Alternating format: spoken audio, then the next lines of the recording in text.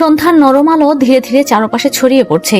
আকাশের নীলে লালচে কমলা রং মিশে গিয়ে এক মোহময় আবহ তৈরি করেছে। সমুদ্রের ঢেউ যেন দিনের আলোকে বিদায় জানাতে জানিয়ে প্রতিটি তরঙ্গে এক নতুন ছন্দ নিয়ে আসছে। সমুদ্রের জল তখনও কিছুটা উষ্ণ, দিনের রোদের উত্তাপ এখনো তার গায়ে লেগে আছে। ঢেউগুলো একেবারে ধীর গতিতে তীরে আছড়ে পড়ছে, আবার কখনো জোরে উঠে এসে বালিয়াড়ি ভিজিয়ে দিচ্ছে। দূরে মাছ ধরার ট্রলারগুলো ছোট ছোট বিন্দুর মতো দেখা যায়, তাদের হালকা আলোগুলো ধীরে ধীরে উজ্জ্বল হতে শুরু করেছে।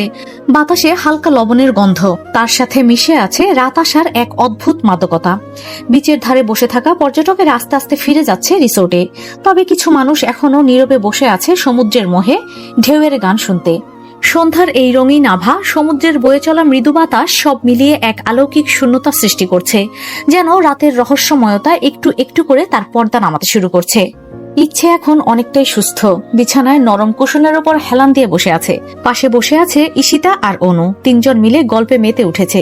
তোর জন্যই আজকে ঘুরতে যাওয়া হলো না, ঈশিতা হালকা রাগ দেখিয়ে বলল, তবে মুখে হাসির ছাপ স্পষ্ট। তা তো বুঝলাম, কিন্তু তুই কি সত্যি আমার জন্য থাকলি নাকি নিজের আলসেমির জন্য? ইচ্ছে চোখ ছোট করে ঈশিতার দিকে তাকায়। অনু হেসে বলে, সত্যি বলতে আমরাও কিন্তু আজ আর বের হতে চাইনি। এই কয়দিন ধরে টানা ঘোরাঘুরি, একটু রেস্ট দরকার ছিল। তাই তুই তো ভাগ্যবান, তোর নামে দোষ দিয়ে আরামে শুয়ে আছি। ইচ্ছে হেসে ওঠে, তারপর জানালার বাইরে তাকায়। তাহসিনরা সবাই কাছাকাছি কোনো জায়গায় ঘুরতে গেছে, তাই আশপাশ বেশ ফাঁকা। সন্ধ্যার আলো ধীরে ধীরে নেমে আসছে, লনের বাতিগুলো জ্বলতে শুরু করেছে। এই রিসোর্টের আজকের আয়োজন না দেখলে তো কিছুই দেখা হতো না। ঈশিতা একটু হতাশ গলায় বলে, আজ বড় বড় রিসোর্ট আর পর্যটক আকর্ষণের জায়গাগুলো যেন আরো বেশি উজ্জ্বল, বেশি বর্ণিল। রাস্তাঘাট, সমুদ্রের ধারের ক্যাফেগুলো, এমনকি ছোট ছোট দোকানগুলোতে সাদা লাল সাজের ছোঁয়া লেগেছে। বাতাসে মৃদু সুগন্ধি ভেসে বেড়াচ্ছে, চারপাশে গোলাপের সুবাস। রিসোর্টের প্রবেশদ্বার থেকে শুরু করে অভ্যন্তরীণ বাগান পর্যন্ত সাজানো হয়েছে রঙিন লাইট আর ফুলের তোড়ায়। কোথাও ঝুলছে হৃদয় আকৃতির লাল বেলুন, কোথাও বা মোমবাতির আলোয় রোমান্টিক পরিবেশ তৈরি করা হয়েছে।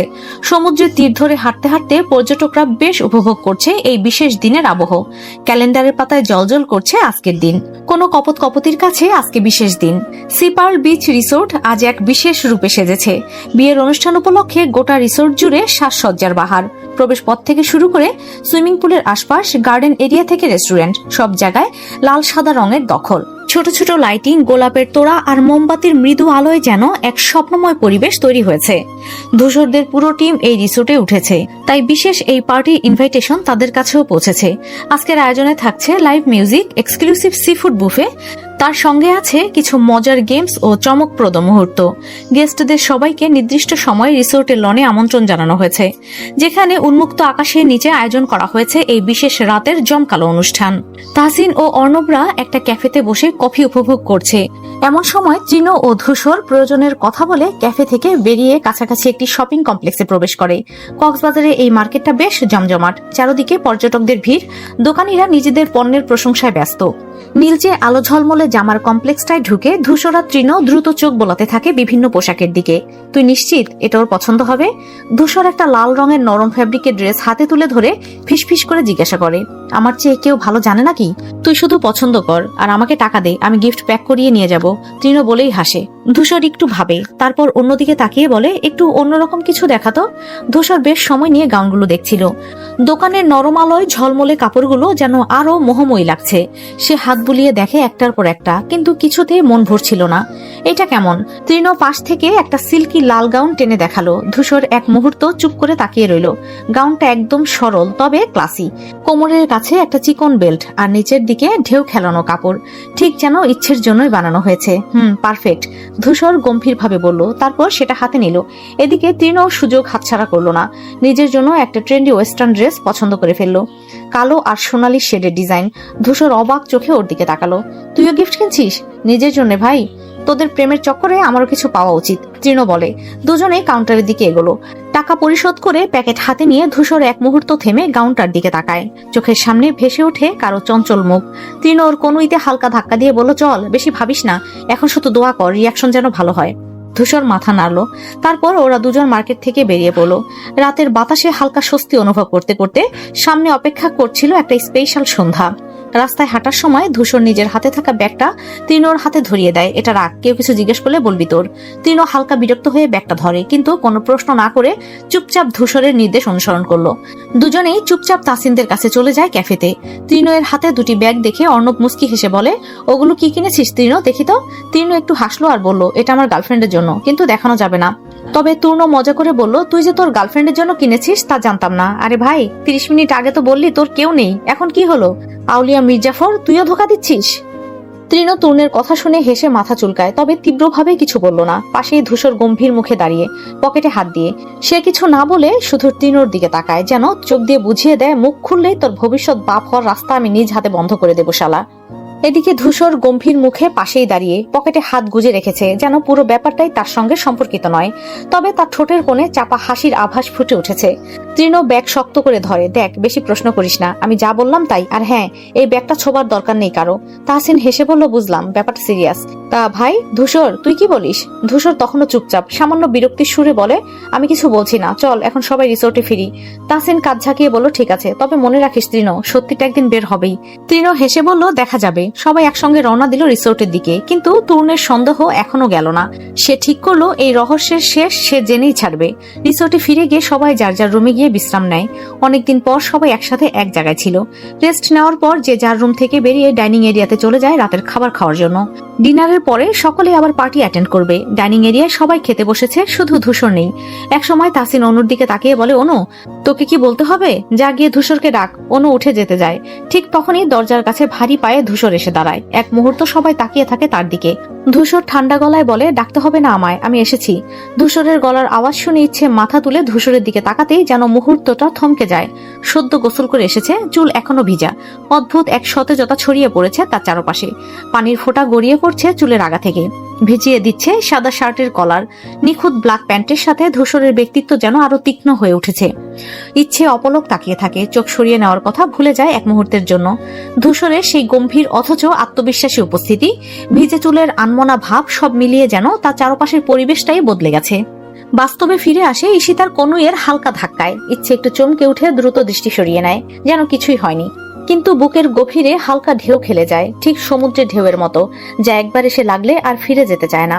ধূসর সরাসরি এসে ইচ্ছের পাশে বসে পড়ে, যেন এটাই স্বাভাবিক, যেন এখানে বসার অধিকার শুধু তারই আছে। একদম নির্লিপ্ত ভঙ্গিতে খাবার তুলে নেয় নিজের প্লেটে, যেন কিছুই হয়নি। ইচ্ছে নিজের জন্য খাবার নিতে হাত বাড়াতেই ধূসর হালকা হাসে। চোখের গভীরে এক অন্যরকম দৃঢ়তা, নরম অথচ দৃঢ় কণ্ঠে বলে ওঠে, তোমার খেতে হবে না কষ্ট করে, আমি খাইয়ে দেব, তুমি চুপচাপ শুধু খাবে। ইচ্ছে চমকে ওঠে, এক মুহূর্ত থমকে যায়। সবাই টেবিলে অবাক চোখে। অনু ও অর্ণব তাকালেও বাকিরা স্বাভাবিক। ইচ্ছে হালকা প্রতিবাদ জানায়, আমি নিজে খেতে পারবো। ধূসর ভুরু কুচকে তাকায়, যেন তার কথার বাইরে কিছু হলে সেটা সে মেনে নেবে না। আমি কি বললাম শোনোনি? ইচ্ছে এবার আর কিছু বলে না। হার মানতে হয় ধূসরের কাছে, কারণ সে জানে ধূসর যখন কিছু ঠিক করে নেয় তখন তাকে আটকানো অসম্ভব। ধীরে ধীরে ধূসর নিজের হাতে খাবার তুলে ধরে ইচ্ছের মুখের দিকে এগিয়ে দেয়। ইচ্ছে এক মুহূর্ত দ্বিধা করে, কিন্তু ধূসরের দৃষ্টির সামনে সেটাও যেন গলে যায়। মীরা রাগে ফুঁসে ওঠে। চোখের সামনে ধূসর অন্য কাউকে এতটা যত্ন করছে, সে যেন এটা কিছুতেই মেনে নিতে পারছে না। রাগের চোটে হাতের কাঁটা চামচ সজোরে আঘাত করে টেবিলে। শব্দটা এতটা তীব্র ছিল যে আশেপাশে সবাই এক মুহূর্তের জন্য চুপ হয়ে যায়। তারপর মীরা কটমট করে ধূসরের দিকে তাকিয়ে বলে ওঠে, ওকে খাইয়ে দিতে হবে কেন ধূসর? ও কি ছোট বাচ্চা? ধূসর কোনো উত্তর দেয় না, কেবল শান্ত চোখে তাকিয়ে থাকে, যেন মীরার কথা তার কানে পৌঁছায়নি। সে আবার ইচ্ছের দিকে ফিরে মনোযোগ দেয়, যেন পুরো দুনিয়ার অন্য কারো অস্তিত্বই নেই। মীরার ধৈর্যের বাঁধ যেন ভেঙে যেতে থাকে। মীরা কিছু বলতে যাবে, ঠিক তখনই তাসিন বিরক্ত গলায় বলে ওঠে, ও অসুস্থ মীরা, তুই জানিস না? তাসিনের কণ্ঠে দৃঢ়তা ছিল, সঙ্গে একরকম সতর্ক বার্তাও। চুপচাপ খেতে বস, সিন ক্রিয়েট করবি না। টেবিলে একটা থমথমে পরিবেশ সৃষ্টি হয়, কিন্তু ধূসর নির্লিপ্ত। নিজের হাতে আবারও ইচ্ছের মুখের সামনে খাবার তুলে ধরে, নরম অথচ দৃঢ় কণ্ঠে বলে, তোমার খাওয়া শেষ করো ঘুরি। ইচ্ছে লজ্জায় আর কিছু বলে না, শুধু চুপচাপ মুখে খাবার নেয়। আর টেবিলের অন্য প্রান্তে বসে থাকা মীরা হাতের আঙুল ক্রমাগত মুষ্টিবদ্ধ হয়ে আসে, আর চোখের গভীরে অজানা এক জ্বালা দাউ দাউ করে জ্বলতে থাকে। রাতের পরিবেশ আজ অন্যরকম। হালকা ঠান্ডা হাওয়া বইছে, সমুদ্রের গর্জনের সঙ্গে মিশে গেছে লনের পার্টির সুরেলা মিউজিক। আলো আধারির মাঝে রিসোর্টের বাহিরটা যেন ঝলমলে এক স্বপ্নরাজ্য হয়ে উঠেছে। তাসিন নিজের রুম থেকে বের হয়ে বারান্দায় এসে দাঁড়ায়, দূর থেকে পার্টির ঝলমলে আলো দেখছে। পাশের ঘর থেকে তৃণ আর তরুণের হাসির শব্দ শোনা যায়। ওরা নিশ্চয়ই নিজেদের পোশাক নিয়ে মজা করছে। ইচ্ছে চুপচাপ বসে আছে, চোখের সামনে লাল গাউনটা। হাত দিয়ে গায়ের কাপড়টা ছুঁয়ে দেখলো, যেন কারো স্বপ্নের স্পর্শ। এত সুন্দর পোশাক, এত নিখুঁত কারুকাজ। কিন্তু এটা খাবার খেয়ে রুমে ফিরে আসার পর তার চোখ পড়েছিল দরজার সামনে রাখা ছোট্ট পার্সেলটার দিকে। প্রথমে ভেবেছিল হয়তো ঈশিতা বা অনু মজা করছে, কিন্তু যখন খুললো তখন সমস্ত চিন্তা হারিয়ে গেল। পার্সেলের ভেতর গাউনটা ছাড়াও ছিল একটি ছোট্ট চিরকুট। পরে এসো, আমি অপেক্ষা করব তোমার পার্টনার হিসাবে। আর পাশে ছোট করে একটা নাম লেখা, ধূসর। ইচ্ছে স্তব্ধ হয়ে বসে থাকে। ধূসর ভাই, এটা সে দিল কেন? আমার জন্য কেন এমন কিছু করবে? মাথার ভেতর হাজারো প্রশ্ন ঘুরপাক খায়। ধূসর ভাই কি সত্যি আমার জন্য অপেক্ষা করছে? গাউনটা হাতে নিয়ে আয়নার সামনে দাঁড়াইছে। নিজেকে কল্পনা করার চেষ্টা করে, যদি সে এটা পড়ে যায়, ধূসর কি সত্যি তাকে দেখার জন্য অপেক্ষায় আছে? ইচ্ছের বুকের ভেতর ধুকপুকানি বেড়ে যায়। কি করবে সে? যাবে নাকি চুপচাপ রুমেই থাকবে? বাইরের লনে আজ এক ভিন্ন আমেজ। রিসোর্টের আলোগুলো নরম আলো ছড়াচ্ছে, আর মৃদু সুরের মিউজিক পুরো পরিবেশকে আরো রোমান্টিক করে তুলেছে। ধূসর দাঁড়িয়ে আছে, কালো সুটে যেন আগুনে গড়া কোনো এক নিখুঁত মূর্তি। তার চোখে এক ধরনের দৃঢ়তা, ঠোঁটে এক অদ্ভুত নির্লিপ্ত অভিব্যক্তি। যদিও আশেপাশে অনেকেই আছে, তবুও সে যেন কারো অপেক্ষায়। তার চোখ মাঝে মাঝে লনের গেটের দিকে চলে যায়। পাশে দাঁড়িয়ে আছে অর্ণব, তৃণ, তূর্ণ। তরুণদের এই দলটিও আজ কালো স্যুট পরে এসেছে। সবাইকে চমৎকার লাগছে। তবে 27 বছরের ধূসরকে যেন বাকিদের চেয়ে একটু আলাদা লাগে।